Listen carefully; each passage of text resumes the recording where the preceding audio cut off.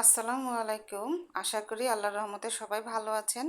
আজকে আমি খাসির গোশত রান্না করে দেখাবো। এভাবে রান্না করলে খুবই মজা হয়।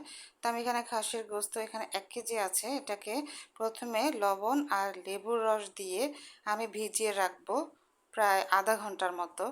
তো এই যে এবার আমি এগুলোকে পানি দিয়ে কষলে কষলে খুব ভালো করে ধুয়ে নেব। তো ধুয়ে আমি পানি ঝরিয়ে রেখেছি।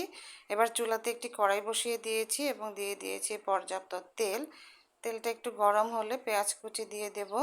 পেঁয়াজটাকে সামান্য একটু ভেজে আদা রসুনের পেস্ট দিয়ে দেব প্রয়োজন অনুযায়ী।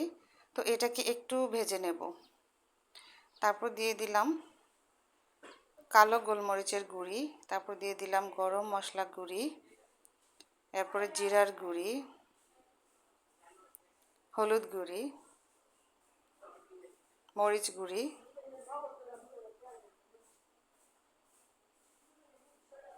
ধনিয়ার গুঁড়ি। এবার খুব ভালো করে মশলাটাকে আমি কষিয়ে নেব।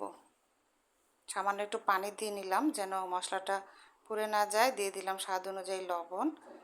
তো আমি প্রায় ৩-৪ মিনিটের মতো এটাকে ভালো করে কষিয়ে নেব। কষানোটা ভালো হলে তরকারির স্বাদ কিন্তু আরও বেশি বেড়ে যায়। তো দিয়ে দিলাম খাসির গোশত। এবার খুব ভালো করে মশলার সাথে এটাকে মিক্স করে আমি ঢেকে রান্না করব। কিছুক্ষণ পর পর এসে নেড়ে চেড়ে দিয়ে যাব। আর প্রয়োজন হলে অবশ্যই সামান্য সামান্য গরম পানি দিয়ে আপনারা সিদ্ধ করে নেবেন। তো আমি কিন্তু একটু পরপর এসে নেড়ে দিয়ে যাচ্ছি। যখন 80% সিদ্ধ হয়ে গেল তখন আমি কাঁচা পেঁপে দিয়ে দিলাম ডুমো ডুমো করে কেটে। এবার ঢেকে আবারও রান্না করব। আপনারা চাইলে আলুও দিতে পারেন। তো আমি আজকে পেঁপে দিয়েই রান্না করেছি।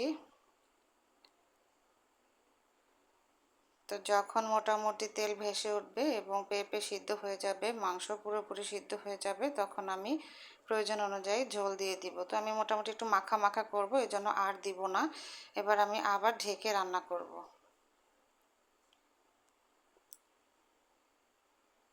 তো ফাইনালি 10-15 মিনিট পরে ফিরে এলাম। এই যে আমার তরকারি একদম রেডি।